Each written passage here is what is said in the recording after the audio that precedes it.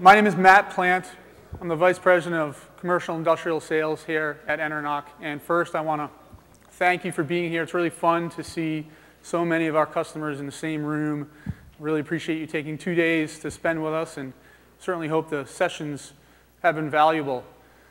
When we sat down to plan the agenda for this conference, we looked at this slot and said, "Ooh, this is a difficult one," for 2 reasons. Number one, it has to apply to the entire audience because it's the keynote speech that closes the day. And number two, the speaker has the unenviable position of being between you all and the chance to tour America's greatest ballpark. So when we thought of that, we knew the right person for the job was Tim Roughan.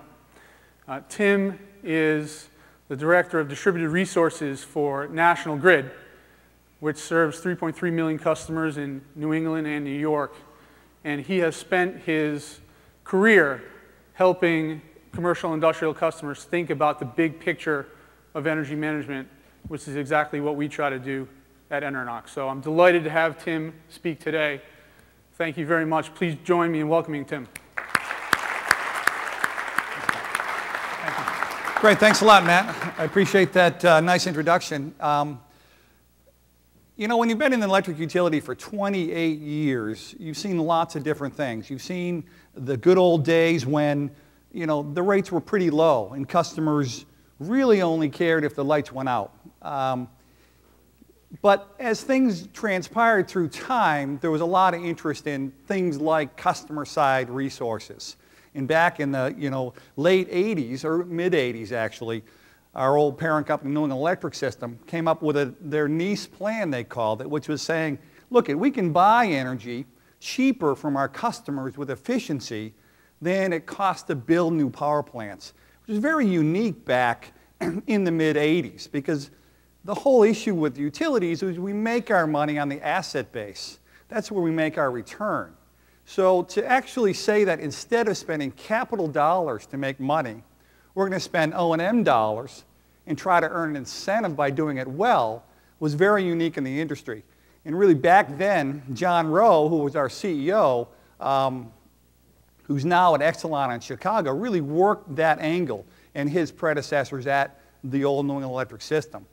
So we've been in the business for 23 years now, helping customers save energy. And we're one of the few utilities who stayed in that business for that length of time. It's only utilities on the West Coast, the California utilities, who've been in it as long as us. Many utilities started the programs and then ended them because guess what happens when people save energy? Well, their meters slow down. When meters slow down, the financial people get anxious. And so believe it or not, then there's all these discussions about loss-based revenue, how we're going to recapture the dollars, and it becomes very difficult, frankly, from the regulatory environments. We've been very fortunate in New England, though, because we had such good load growth for so many years that it didn't really matter that there was some revenue erosion from energy efficiency. We knew it was the right thing for customers to be doing, and we were very excited about doing those programs. You know, back way in the late 80s, some of our first projects were actually cogeneration projects, paying people to actually put in cogeneration. Believe it or not, paying them 7 cents a kilowatt hour over and above what they were displacing. Unfortunately, because of that sort of incentive, it kind of drove the wrong behavior. We got plenty of projects installed, but unfortunately, once the 5-year deal for that 7 cents ended, the true economics of those plants came out, and most of them very quickly shut down because they weren't designed specifically to save energy and make that customer more efficient. They're more designed around the economics of the 7 cents. And so that's where we need to be working through and working with customers and helping them understand the total energy management picture and making sure whatever they're installing is cost effective on day one, but stays cost effective, easily maintained, and the customer is always happy with it. Lots of projects went south back in the 80s and 90s with CHP and cogeneration because of that reason. People were putting them in for electric leading to reduce their electric bill, not to actually meet their thermal loads first and then produce electricity on the side, which is the most efficient way to run those CHP plants. So as we move forward in time, and I'll get to some of these, and if you were around here a little earlier today, Ron Galuli, who works with me at National Grid, kind of talked through a lot of the programs that we have at National Grid in New Hampshire, Massachusetts, Rhode Island, and in upstate New York. Right now, National Grid is composed of the old New England Electric System, which is good old Mass Electric, Narragansett Electric Company. I'm sorry, the Narragansett Electric Light Company is its actual name, curiously enough. Granite State Electric, and then Niagara Mohawk came into the fold in the early 2000s, and a couple of years ago we merged with Keyspan for their, with the natural gas service territory which they have. And that provided a whole nother unique opportunity to then combine the electric efficiency work we've been doing for a long time with the gas efficiency work that the gas utilities had just started doing in the last 4 or 5 or 6 years. So to be able to offer customers combined thermal electric efficiency programs and projects, to us seemed like the right way to move, because dealing with lots of folks like you and customers, we understand just how busy people are. And when I started in 1982 at Mass Electric as a commercial industrial services rep, people had a facilities department. They had the vice president of facilities with a 6 or 8 person staff. We know today it's very different. That same person, manager of facilities perhaps, is also manager of environmental compliance, safety, lots of other things on their plate versus 28 years ago. So to try to make it as simple as possible for our customers, combining these things together and working with our sister utilities in our service territories, so that when you talk with someone from National Grid or someone from NSTAR Electric or Bay State Gas, we're all talking about the same sorts of programs and all working to combine those programs together. And that's what we're really trying to move forward with. Working through the years at the utility, you also get a real sense of other customer needs, specifically reliability of electric power, the power quality of the distribution system, how our system interacts with the customer's industrial systems, their wiring and grounding issues. Power quality is a very important piece. Also working with customers to help integrate on-site generation, whether it's combined heat and power or renewable sources that folks can buy nowadays. And as we've gone through the years of the efficiency programs in the late 80s we started, and then restructuring that came about in the mid to late 90s, that then gave customers choice of their supplier, where we had to divest our generation fleet. And at that point, we became just the wires delivery folks, and that provided customers additional choice. Unfortunately, with that choice came the risk of the market. Back in the day, early days of restructuring, there was a big issue back in May of 2000 that for one hot, humid day, which is early May, which was when big plants are on maintenance, there wasn't enough power.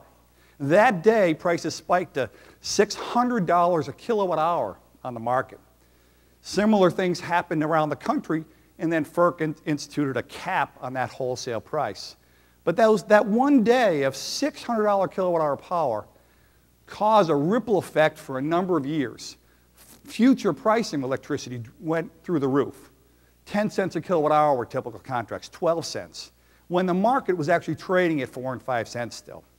So we need to understand how all the different things that go on around us affect that long-term pricing. So we worked hard in those days to keep restructuring alive, providing that choice. Fortunately, at least for our largest customers, they do still have that choice of supply and a bunch of different products for today. At the residential level, I think there's just not enough margin for the suppliers, except for some numbers. There are finally getting some substantial numbers of residential customers on their own supply, but primarily it is still the largest C&I customers. So I did want to talk about the basics. I don't have to tell anyone in the room what the issues are. It's all about the money. Kilowatt hours and therms are completely separate. Chief financial officers and owners of facilities don't really care about the energy side of the equation. It's all about the dollars and cents. And with the combination of projects and programs, you can lower your overall cost of doing business, become more productive, reduce your carbon footprint, and still be able to grow And it helps the utility because it helps extend our supply. It reduces our need to expand our system, which ultimately affects your rate as well. You know, the bills are split up nowadays in most of the Northeast between the delivery side of the house, which is national grid, both from the local distribution on the street that's outside, plus the high voltage transmission, plus some other charges in there for energy efficiency programs and renewable energy programs. And then the other part of the bill is the commodity part. In today's world, the average customer pays about 10 cents a kilowatt hour. Our largest C&I customers pay about 3.5 cents, almost 4 cents, for just delivery, with the rest being the 6 or 7 cents for commodity. When you look at the different parts of the bill, you need to understand how your actions affect the different parts of the bill as well. When we go through, there's a lot of outside forces that affect the delivery pieces.